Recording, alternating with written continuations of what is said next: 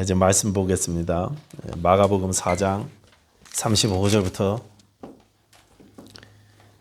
41절까지 읽겠습니다. 그날 저물 때 제자들에게 이르시되 우리가 저편으로 건너가자 하시니 그들이 무리를 떠나 예수를 배에 계신 그대로 모시고 가매 다른 배들도 함께 하더니 큰 광풍이 일어나며 물결이 배에 부딪혀 들어와 배에 가득하게 되었더라. 예수께서는 고물에서 베개를 베고 주무시더니 제자들이 깨우며 이르되 선생님이여 우리가 죽게 된 것을 돌보지 아니하시나이까 하니 예수께서 깨어 바람을 꾸짖으시며 바다더러 이르시되 잠잠하라 고요하라 하시니 바람이 그치고 아주 잔잔하여지더라. 이에 제자들에게 이르시되 어찌하여 이렇게 무수하느냐 너희가 어찌 믿음이 없느냐 하시니 그들이 심히 두려워하여 서로 말하되 그가 누구이기에 바람과 바다도 순종하는가 하였더라. 아멘. 기도하겠습니다. 아버지 하나님 감사합니다. 우리 성도들 가운데 어려움 당한 분들이 있습니다. 특별히 우리 김문섭 성도님, 김순영 성도님 기억하여 주시고 불쌍히 여겨 주시옵소서. 하나님 몸이 연약합니다. 주여 우리 김문섭 성도님은 원인 모르게 하나님 힘이 없어지고 또 근육이 빠지고 또 고통당했습니다. 많이 회복했으나 하나님 아직 온전히 회복하지 못하고 있습니다. 주님 불쌍히 여겨주시사 이 주의 종을 일으켜 세워주시옵소서. 거룩하신 하나님 기쁨 회복시켜 주시고 감사함이 그 마음에 회복될 수 있도록 축복하시옵소서. 김순영 성도는 또 귀가 갑자기 아파서 오늘 교회 오지 못하고 누워 있습니다. 하나님 또한 불쌍히 여겨주시고 몸도 치료해 주시고 그 아픈 마음도 주님 위로하시고 치료해 주시사 온전함을 누리게 하여 주시옵소서. 교회 하나님 우리 성도들 가운데 어려움 당하신 분들 건강의 어려움 또 관계의 어려움 재정의 어려움들 여러 가지 힘든 일들 당했을 때 주님을 의지하고 살아계신 우리 주 예수 그리스도를 의지하며 믿음으로 승리하는 성도들 다 될 수 있도록 하나님 우리를 축복하시고 인도해 주시옵소서. 이 시간 우리가 겸손히 주의 말씀을 듣게 하시옵소서. 예수님 이름으로 기도하였습니다. 아멘. 자, 오늘 본문은 예수님께서 바람과 바다를 잠잠케 하신 그런 기적의 말씀인데 이 말씀은 이제 어릴 시절에 주일학교에서 많이 들었죠. 어린이들을 위한 그림 성경이나 쉬운 성경에 꼭 나오는 그런 이야기입니다. 예수님은 자연을 다스릴 수 있을 만큼의 능력이 있는 그야말로 전능하신 하나님이다. 이거를 아이들에게 가르쳐 줄 때 주일학교에서 이 본문을 가지고 제가 배웠던 기억이 있습니다. 그래서 우리가 아주 익숙한 내용인데 자, 오늘 먼저 이 본문의 배경을 한번 우리가 살펴보도록 하겠습니다. 자, 예수님은 갈릴리에서 사역을 시작하셨죠. 갈릴리의 가버나움이 예수님의 사역의 본거지였습니다. 그곳은 갈릴리 바닷가의 마을이었는데 예수님은 가버나움의 집에서 가르치시기도 했고 또는 갈릴리 호수 해변에서 가르치시기도 했습니다. 4장 1절 보십시오. 마가복음 4장 1절 보시면 이렇게 되어 있습니다. 예수께서 다시 바닷가에서 가르치시니 큰 무리가 모여들거늘 예수께서 바다에 떠있는 배에 올라 앉으시고 온 무리는 바닷가 육지에 있더라. 바닷가 배 위에 앉으셔서 바깥에 무태 있는 사람들을 향해서 이렇게 말씀을 가르치신 것입니다. 그러다가 저녁 해가 질 때쯤에 예수님이 갑자기 호수 건너편으로 가자고 말씀하셨고 곧 배가 대략 서너 척이 함께 호수를 건너기 시작했습니다. 저녁에 해질 때였기 때문에 보통 갈릴리 호수는 밤에 풍랑이 일어서 어부들은 밤에 배를 띄우지 않습니다. 위험하다는 거 아니까 안 가요.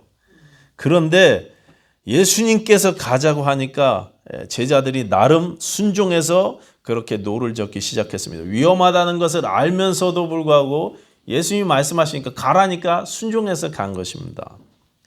근데 배가 이동하던 중에 예수님은 주무셨어요. 피곤하셨던 것 같습니다. 주무셨고 배 뒤에서 베개까지 베고 그렇게 고운하게 주무셨습니다. 근데 그때 예상대로 풍랑이 일었고 그날은 바람이 좀 더 심했던 것 같습니다. 큰 광풍이라고 오늘 본문에 나오고 있습니다. 아주 위험한 상황이었습니다. 그런데 예수님께서는 그때까지도 주무셨어요. 지금 제자들은 사느냐 죽느냐 난리인데요. 예수님은 아주 편안하게 태평하게 주무시고 계신 것입니다. 결국 제자들이 예수님을 깨웁니다. 우리가 죽게 된 것을 돌보지 아니하시나이까. 좀 일어나십시오 예수님. 그랬더니 예수님이 주무시다가 일어나서 바람과 바다를 잔잔케 해주시고 말씀으로 잔잔케 해주시고 또 제자들에게 왜 이렇게 무서워하느냐고 왜 믿음이 없느냐고 말씀하시게 되는 것입니다. 이게 오늘 본문의 내용입니다. 저는 어린 시절부터 이 본문을 읽다 보면 좀 이해가 안 되는 게 있었어요. 그게 뭐냐면 아니 제자들이 무서워서 깨우는 게 그게 야단 맞을 일인가 말이죠. 무서워서 예수님 좀 일어나시라고 깨웠는데 그게 당연한 거 아닌가 이런 생각이 있었습니다. 지금 풍랑이 일어났고 물이 배 안에 가득 들어왔습니다. 정말 위험한 상황이 맞습니다. 그러니까 그때 예수님을 깨우는 게 당연한 일인데 근데 예수님은 제자들을 나무라셨다는 거죠. 제가 어렸을 때는요 예수님이 고온히 주무시는데 깨워갖고 화딱지가 나서 피곤하셔갖고 화내셨나 보다 이렇게 생각했던 적도 있습니다. 여러분 어떻게 생각하십니까? 예수님이 피곤하신데 깨워갖고 지금 화나신 겁니까? 그거 아니죠. 우리가 아니라는 거 잘 알고 있습니다. 오늘 본문 다시 보시면 예수님은 잠을 깨웠다고 화가 나신 게 아니고 너희가 어찌하여 믿음이 없느냐? 믿음이 없는 것을 나무라고 계셔요. 믿음 없는 거를. 내가 예수님과 함께 배에 타고 있으니 안전하다는 이 믿음, 예수님이 나와 함께 계시니 아무 문제 없다는 이 믿음. 지금 풍랑 가운데 물이 가득하긴 했지만 배가 가라앉지는 않았습니다. 배가 가라앉아서 깨운 게 아니라 불안해서 믿지 못해서 깨운 것입니다. 만약에 그들이 지금 자기들과 함께 계신 이 예수님이 누구신지 알았더라면 하나님의 아들이 자기들과 함께 계심을 확실히 믿을 수 있었다면 불안해하지 않았을 것입니다. 그런데 믿음이 없다 보니까 있어도 약하다 보니까 불안해하고 염려하기 시작하는 것입니다. 여러분 사실 주님을 깨우는 것 자체는 잘못된 게 아니죠. 잘못된 게 아닙니다. 우리도 어려움을 당하면 기도하잖아요. 평상시 안 해도 힘든 일 당하면 그때 막 새벽 기도도 하잖아요. 그렇죠? 부르짖지 않습니까? 한 번만 좀 도와주십시오. 내가 그러면 이렇게 하겠습니다. 막 이렇게 결단도 하지 않습니까? 예수님도요 부르짖으라고 말씀하셨어요. 너는 내게 부르짖으라. 내가 네게 응답하겠다. 말씀하셨잖아요. 네가 알지 못하는 크고 비밀한 일을 보여주시겠다. 이렇게까지 약속해 주셨습니다. 이게 우리에게 주신 약속입니다. 그러니까 예수님께 부르짖거나 어려움을 당할 때 주님을 깨우는 일 자체는 잘못된 것이 아닙니다. 어떤 분들은 평상시에 기도 안 하시다가 어려움만 당하면 아이고 주여 하시면서 기도하시는 분들이 있어요. 어려움을 당해야 기도하시는 분들이 있습니다. 그런데 그건 잘못된 게 아닙니다. 너무나 자연스럽고 당연한 것입니다. 하나님이 기도하라고 그 어려움을 허락하셨고 또 은혜 주시려고 그렇게 인도하셨기 때문에 어려움을 당할 때 당연히 우리가 기도해야 하는 것입니다. 오늘 본문의 제자들도 예수님이 밤인데도 거기로 가자고 위험을 알면서도 예수님이 그 상황으로 끌고 가신 거잖아요. 예수님이 그렇게 하셨어요. 그러니까 그 어려움을 당할 때 그 끌고 가신 그 예수님께 기도하는 건 당연한 것입니다. 하나님께서 이 어려움을 허락하신 것이기 때문에 하나님께 기도하는 것은 당연한 거예요. 문제는 어려움을 당했는데도 기도하지 않는 것이 문제입니다. 신자인데 안 믿는 사람이면 뭐 그렇다 치고 내가 신자인데 평상시엔 좀 게을러서 기도하지 못해도 어려울 땐 기도해야죠. 인생에 중요한 결단이 있을 때는 기도하셔야죠. 그때는 딴 때는 못해도 하나님이 기도하라고 그렇게 찬스를 주시는데 해야죠. 그때는 어려운 때도 문제에도 기도하지 않으면 그럼 그건 우리가 많이 망가져 있는 신자의 모습인 것입니다. 예수님을 깨운 게 잘못된 게 아니고 당연히 깨웠어야 되고 그런데 근심과 염려로 무소하고 두려워하는 것이 잘못된 것입니다. 기도도 믿지 못하고 하는 기도는 응답되지 않는다고 말씀하시잖아요. 믿지 못하고 하는 기도가 잘못된 기도입니다. 믿음으로 기도하고 믿음으로 맡겨야 한다는 것입니다. 여러분 배 타보신 적 있습니까? 배를 탔는데 편안할 때 유람선 타신 거 말고 막 풍랑이는 배에서 이렇게 막 배가 번쩍 들렸다 꽉 떨어지고 하는 거 경험해 보신 적 있습니까? 저는 해군에서 복무했는데요. 그 큰 군함은 임무를 위해서 설계됐기 때문에 그 안에 타고 있는 사람의 안정성이나 평안함 이런 거하고는 상관없습니다. 그냥 막 빨리만 가면 되는 거예요, 배는요. 그리고 막 거의 배가 90도 이상 옆으로 쓰러져도 벌떡벌떡 일어납니다. 배가. 그래서 안에 사람 크루즈들처럼 그런 배들처럼 관광하는 배들처럼 그렇게 편안하게 만들어진 배가 아니고 무조건 그냥 빨리만 달리면 되는 것입니다. 명령이 떨어지면 폭풍이 와도 태풍이 밀려와도 30노트, 40노트 막 달리고 막 속도를 내서 달려가는 거예요. 근데 바람이 불거나 태풍이 칠 때 그렇게 뚫으면 어떻게 되시는지 아십니까? 그 큰 배가요 번쩍 들려요, 하늘에. 들렸다 꽝꽝 떨어지면 그 안에 승조원들이 군인들이 어떻게 되겠습니까? 떼굴떼굴 굴러다닙니다. 막 다 토하고 막 이 멀미 약한 친구들은요 다 토해요. 나중에 막 토하는데 속에 있는 거 다 꺼내고 파란물, 빨간물, 노란물 다 나옵니다. 막 캐비닛이 다 쏟아지고 테레비도 막 다 쓰러지고. 그래서 해군 식당 가 보면은요 식기가 다 접시로 돼 있어요. 이렇게 흔들릴 때 쓰러지지 말라고. 그런데 이 군인들은요, 이 군함이 아무리 그렇게 들렸다가 물속에 처박혀도 90도 이상 꺾였다가 다시 일어나도 절대 침몰하지 않는다는 사실을 알아요. 외부의 폭격이 아닌 이상 배는요 침몰하지 않습니다. 군함은요 침몰하지 않습니다. 그래서 고생스럽기는 하지만 마음에 불안함은 없어요. 아무리 태풍이 10m짜리 태풍이 와도요 불안해하지 않습니다. 왜냐하면 그렇게 군함이 침몰하지는 않는다는 것을 잘 알기 때문에 안심하는 거예요. 여러분, 예수님이 나와 함께 하시니 안전하다는 사실을 알면은요 쉴 수 있습니다. 어려움이 와도 쉴 수 있어요. 어렵긴 하죠. 근데 주 안에서 평강을 누릴 수 있다는 것입니다. 환경이 좀 힘들다고 느껴질 때도 있지만 내 마음의 평강을 빼앗기지는 않는다는 것입니다. 예수님이 누구신지 알았다면, 또 이 배 안에서 예수님이 나와 함께 계시다는 사실을 알고 있으면 그 제자들은 무서워할 필요가 없었어요, 사실은. 마찬가지로 우리가 부활하신 예수님께서 지금도 나와 함께 계신다는 사실을 내가 믿고 있다면 우리는 두려워할 이유가 없는 것입니다. 예수님이 나와 함께 하시고 그분 안에서 안전하다는 사실을 믿는다면 우리가 비록 몸은 좀 힘들고 상황은 좀 고단하더라도 내 안에서는 내 상황과 상관없는 세상이 빼앗을 수 없는 참된 평강을 우리가 누릴 수 있다는 것입니다. 그런데 우리는 내 안에 예수님이 계시다는 사실을 자주 잊고 살아요. 잊고 살아요.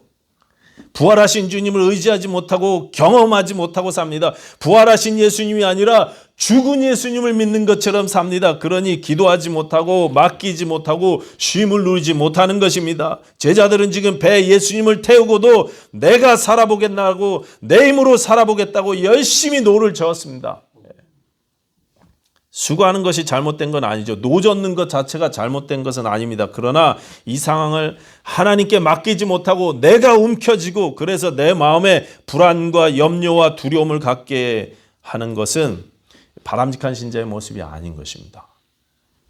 우리가 맡기지 못해서 하나님을 의지하지 않고 내가 움켜쥐고 내가 하려고 하고 그래서 우리 마음의 평강을 빼앗기게 되면 그러면 그 다음에 백발백중 무슨 말 나옵니까? 오늘 38절 제자들처럼 이야기해요. 왜 우리가 죽게 된 것을 돌보지 아니하시나이까? 왜 내 기도에는 응답하지 않습니까? 왜 나만 이렇게 힘들게 고생해야 됩니까? 하나님이 살아계신 거 맞습니까? 내가 그렇게 수고했는데 왜 나한테 이 모양입니까? 나는 내 예수 잘 믿었는데 저 사람보다 내가 예수 잘 믿었는데 저 사람은 저렇게 엉터리 나이롱 신자인데도 저렇게 잘 되고 나는 이렇게 열심히 살려고 하는데 나는 왜 이렇게 어렵습니까? 원망하고 불평하기 시작하는 것입니다. 맡겨야 할 때 맡기지 못해서 흔들리는 거예요. 근데 우리가 왜 못 맡깁니까, 여러분? 왜 우리가 예수님을 의지하지 못하나요? 왜냐하면요, 예수님이 누군지 모르기 때문에 못 맡길 때가 많습니다. 본문의 제자들도 보십시오. 이제 막 예수님을 따라다니기 시작했는데 아직 예수님이 누군지 온전히 몰라요. 잘 모릅니다. 41절 보시면 그가 누구이기에 이렇게 서로 묻고 있습니다. 이 사람 도대체 누구야?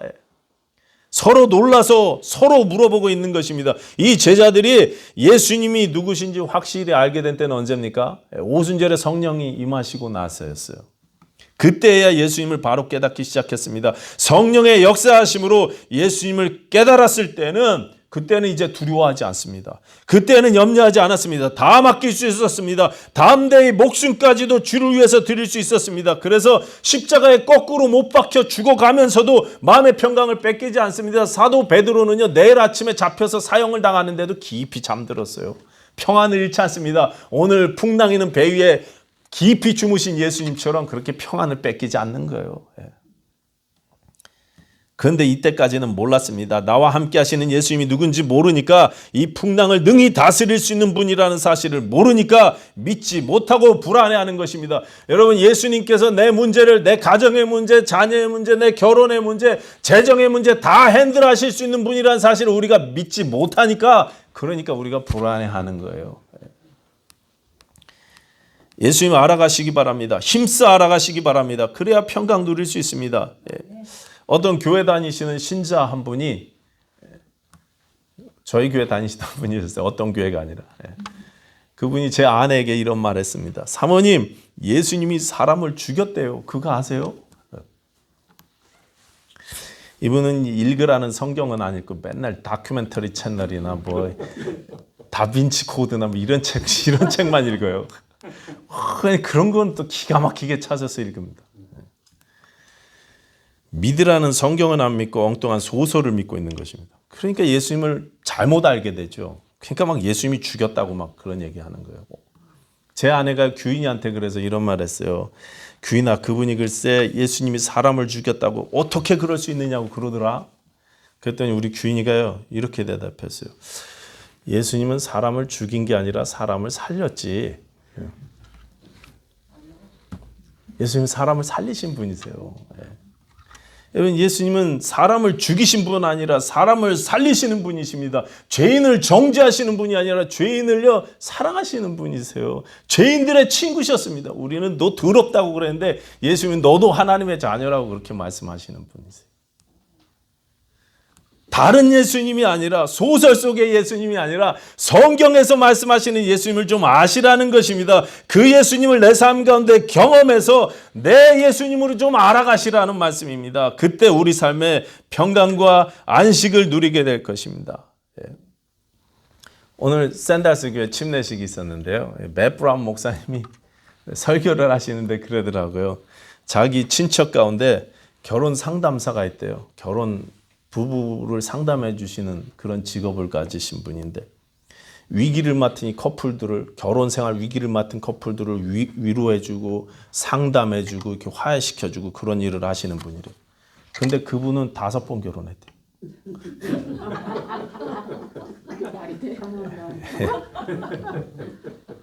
상담사라니까요. 캘리포니아 주에서 라이센스 받아갖고 막 상담해 준다니까요. 지식이 많아갖고. 근데 자기는 그 아는 지식대로 살지 못하는 거예요. 맷 브라운 목사님 친척이래요. 아는 거하고 체험해서 아는 거하고는 다른 거예요. 지식으로 아는 거하고 체험해서 아는 건 다른 거예요. 여러분, 예수님을 지식으로 아는 거하고 여러분이 경험해서 아는 예수님하고는 다른 분입니다. 삶 가운데 여러분이 살아계시고 나와 함께 하시는 예수님을 체험하셔야 돼요. 그래야 믿고 맡길 수 있습니다. 그래야 평강 누릴 수 있습니다. 전에 삼손 이야기 드린 적이 있었습니다. 삼손의 머리 7묶음은요 안식을 의미한다고 그렇게 말씀드린 적이 있어요. 머리가 깎여서 안식이 제거된 삼손은 두 눈을 잃었습니다. 장님이 되었습니다. 여러분, 예수 안에서 우리가 안식을 누리지 못하게 되면, 쉬지 못하게 되면, 주께 맡기지 못하면요 눈부터 막혀요. 눈부터 가려지기 시작합니다. 영안이 막히기 시작해요. 봐야 될 걸 신자가 뻔히 보이는 걸 못 봐요. 영적인 것을 보지 못합니다. 내 가정의 영적인 문제를 전혀 보지 못하고 그냥 돈 문제만 보이는 거예요. 돈 문제만. 삼손은 그렇게 앞을 못 보게 되었습니다. 그냥 단순히 눈만 먼 게 아니라 전부 다 잃어버렸습니다. 자유도 잃어버리고 가족도 뺏기고 할 수 있는 사역도 이제 끝났고. 그리고 맷돌만 돌려야 했습니다. 낮인지 밤인지도 모른 채 밤낮 뱅뱅 다람쥐 쳇바퀴 돌듯 하는 그런 삶을 살아야 하는 것입니다. 우리가 예수님이 누군지 모르면, 살아계신 예수님이 나와 함께 하심을 누리지 못하게 되면 바쁘기만 합니다. 영적인 거 전혀 보지 못합니다. 의미 없는 삶, 하루하루 참된 쉼 없이 그렇게 시간만 보내는 거예요. 돈은 벌겠죠. 열심히 일했으니까. 근데 의미가 없어요. 의미가. 안식 없는 삶이 그런 삶인 것입니다. 또 신자가 안식을 누리려면 끊을 것은 끊고 결단할 것은 결단하셔야 돼요. 예수님께서는 마태복음 11장 뒷부분에서요, 이렇게 말씀하셨죠. 11장 28절 아시죠? 수고하고 무거운 짐진 자들아 다 내게로 오라, 내가 너희를 쉬게 하리라 그러셨어요. 예수님은요, 쉬게 해주시는 분이십니다. 예수님은요, 우리에게 안식 주시는 분이십니다. 그런데 이 말씀을 하신 이유가 뭐예요? 수고하고 무거운 짐진 자들아, 이 말씀 왜 하셨어요? 그 앞에 쭉 보시면요, 회개하지 않는 도시들을 바라보시면서 이 말씀하셨어요. 가버나움, 베세다, 고라신 이 도시들을 바라보면서 가장 권능을 그 마을에서 많이 행했는데도 불구하고 그들이 회개하지 않고 그들이 뉘우치지 않으니까 한탄하면서 하셨던 말씀이 그 말씀이에요.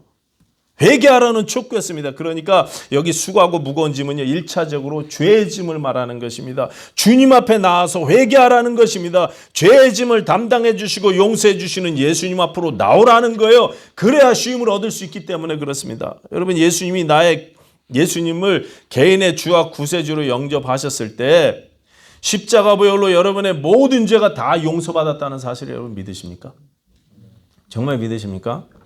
이제는 우리가 죄 때문에 하나님과 분리되지 않는다는 사실 믿으십니까? 여러분, 하나님과 나눠지는 게 죽는다는 거예요. 죽음은요, 성경에서 말하는 죽음은 하나님과 분리되는 것입니다. 이제 더 이상 우리는 하나님과 분리된 삶을 살지 않습니다. 하나님의 자녀로서 하나님과 연결되어 있습니다.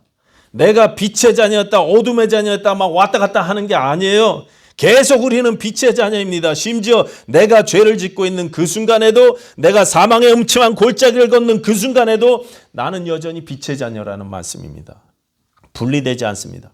이 사실을 알면 우리가 자유함을 누리면서 쉴 수 있습니다. 맡길 수 있습니다. 내 죄의 문제와 삶의 모든 문제를 주님께 맡길 수 있어요. 여러분, 예수님을 알아가십시오. 죄 용서의 은혜를 날마다 체험하시고 알아가시기 바랍니다. 하나님이 우리에게 원하시는 것은요, 예수 안에서 쉬는 것입니다. 안식하는 것입니다. 이 안식이라는 것은 그냥 뭐 단순히 일 안 하는 거, 그거 말하는 게 아닙니다. 일을 하되 주님께서 역사하실 수 있도록 마음의 염려와 근심을 주께 맡기고 일하라는 것입니다. 마음의 평강을 누리라는 것입니다. 전에도 한번 말씀드렸지만 제 작은 아버지는 국수 공장을 하셨어요. 국수 공장을 하셨는데 말이 공장이지 국수 만드는 일하고 말리는 일하고 포장하고 배달하는 일까지 제 작은 아버지가 혼자 다 하셨어요. 작은 어머니가 가게 보시고 두 분이서 다 하셨습니다. 근데 국수는 주로 토요일하고 주일날 매상이 높아요. 왜냐하면 결혼식이나 가정 무슨 잔치 같은 거 다 주말에 하잖아요. 토요일은 아니면 주일에 거의 매상의 반 이상이 그때 나가요. 근데 제 작은 아버지는 주말에는 문을 닫기로 결정했습니다. 왜요? 예배 드려야 되니까. 너무 이 국수 공장에 매달리니까 교회가 꽤 컸는데 그 교회 행사에 제약이 너무 많아갖고 나름대로 결심하시고 토요일 날, 주일 날 이틀 문을 닫기로 결심하셨습니다. 그냥 뭐 안식일을 거룩히 지키라 그랬다고 안식일이라서 문을 닫은 게 아니에요. 여러분, 지난번에도 말씀드렸지만 안식일하고 주일은 완전히 다른 날입니다. 구약의 안식일이 신약에 와서 영적으로 주일로 바뀐 게 아니에요. 확실히 아십시오. 완전히 다른 날입니다. 그날만이라도 돈 생각 좀 그만하고 예배하고 섬기는 일에 마음을 쏟고 싶어서 자발적으로 그렇게 결정하신 거예요. 그래서 토요일에 또 주일에는 문을 닫고 장사를 하지 않았습니다. 상식적인 판단으로는 정신 나간 생각이죠. 돈 벌기를 포기하신 것 같죠. 근데 분명히 매상의 타격이 있겠지만 하나님께서 다른 날도 채워주실 것을 믿고 그냥 문을 닫았습니다. 근데 어떻게 됐는지 아세요? 사람들이요, 그 공장은 주말에 문 닫는 걸 알고 주문이 금요일하고 목요일 날 다 들어와요. 미리. 결국 금요일 날 오후 되면 그냥 배달하시느냐고 난리예요. 아르바이트생까지 써갖고 아들도 이렇게 배달하고. 결국 다 끝내요. 금요일 날까지. 매상이 타격이 있는 게 아니라 장사가 더 잘 됐어요. 그래서 지금 제 작은 아버지는요 떼부자가 되셨어요. 떼돈 버셨습니다. 제가 지금 여러분께 믿음으로 돈 벌자고 말씀드리는 게 아니고 하나님께 좀 믿고 맡겨보자고 그렇게 말씀드리는 거예요. 내가 일은 하되 마음에 평강 주시는 그 평강으로 일을 하자는 것입니다. 억지로 하지 말고 회개할 것은 회개하고 결단할 것은 결단하고 맡길 것은 맡기지 않은 것입니다. 내가 신앙인으로서 신앙 양심에 불편한 게 있으면 그건 안식이 아닌 것입니다. 그건 쉼이 아니에요. 우기지 마시고 성령께서 마음을 치실 때 순종하십시오. 순종하세요. 하나님께 맡기고 일해야 되는데 우리가 그렇지 못하니까 내 영이 쉬는 것에 실패합니다. 내가 아니라 내 안에 예수께서 일하셔야 되는데 우리는 다 내가 일하려고 하다 보니까 평강을 잃게 됩니다. 내 자식, 내 남편, 내 손주, 내 가게, 내 사업 내가 다 돌봐야 된다고 내가 해야 된다고 생각합니다. 내가 안 하면 쟤는 어떻게 되느냐고 그냥 자식을 손에서 못 나갖고 아웅다웅 그냥 애가 다 컸는데도 그냥 막 한국 분들 심하시잖아요. 그렇죠? 한국 할머니들 다 그러더라니까요. 자식을 그렇게 아웅다웅 하시더니 나중에 그 자식이 결혼해서 난 손주까지 붙잡고 내가 얘 봐줘야 된다고. 아이고 어깨야 그러면서 손주 잡느라고 그냥 치료해 돌봐주시느라고. 윤스킨 성도님 그렇죠. 요새 어깨 좀 아프시죠? 내가 붙잡고 내 힘으로 내가 일해서는요 잘 되는 게 없어요. 내가 하려고 하면 망가지긴 하죠. 스포일 되긴 하죠. 아브라함한테 하나님께서 뭐라고 말씀하셨습니까? 제단에서 모리아산 정상에서 아브라함아 멈추라고 말씀하셨잖아요. 손대지 말라고 말씀하시면요 손대지 말아야죠. 아니요 하나님 이왕 칼 뽑은 거 내가 그냥 원래 드리려고 작정했으니까 내가 하겠습니다. 그러면 안 된다니까요. 멈추라 그러면 멈추세요. 손 떼라 그러면 떼셔야 되는 거예요. 신자는 그래요. 신자는. 내가 자꾸 손을 대면 내 자식 내가 돌봐야 된다. 막 손대고 그러면 자식도 망치고 관계도 망치고 신앙도 망가져가는 거예요. 자식만 그러겠습니까? 가족만 그렇습니까? 신자에게 모든 삶의 문제가 다 그렇습니다. 믿고 맡기라 그럴 땐 맡겨야 돼요. 손대지 마십시오. 될 대로 내가 내팽개 치셔야 될 땐 내팽개 치셔야 돼요. 시편 127편 말씀이 이렇습니다. 여호와께서 집을 세우지 아니하시면 세우는 자의 수고가 헛되며 여호와께서 성을 지키지 아니하시면 파수꾼의 깨어 있음이 헛되도다. 너희가 일찍이 일어나고 늦게 누우며 수고의 떡을 먹음이 헛되도다. 그러므로 여호와께서 그의 사랑하시는 자에게는 잠을 주시는도다.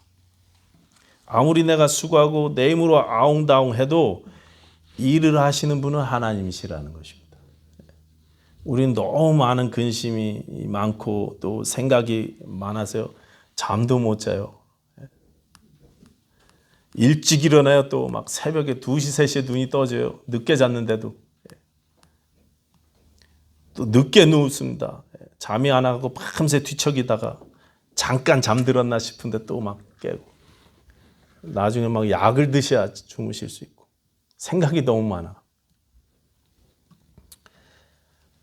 수고의 떡을 먹습니다. 일주일 내내 일만 합니다. 하루도 쉬지 않고 1년 12달 휴가도 없이 막 이래요. 돈 좀 더 벌어보겠다고. 살아야 되니까 그렇겠지만. 사랑하시는 자에게 잠을 주시는도다 이 말씀은요. 하나님을 사랑하는 자는 믿고 맡기니까 잠도 잘 잔다 이런 뜻입니다. 또 하나 뜻은 하나님이 그 사랑하시는 자가 잠잘 동안에도 은혜를 베푸신다 그런 뜻입니다. 잠잘 동안은 내가 뭐 하나님께 기도를 할 수가 있습니까? 간섭을 할 수가 있습니까? 아무것도 못하는 그때에도 하나님은 아시고 역사하신다는 거예요.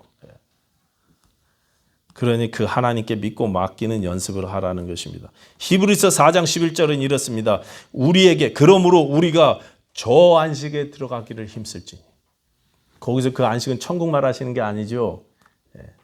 쉬기를 힘쓰라는 것입니다. 예수 안에서 안식 누리기를 힘쓰라는 그런 말씀입니다. 예수님을 배우십시오. 예수님 안에서 쉬는 법을 여러분 배우시기 바랍니다. 폭풍 속에서도 고이 주무셨던 예수님의 모습을 배우시기 바랍니다.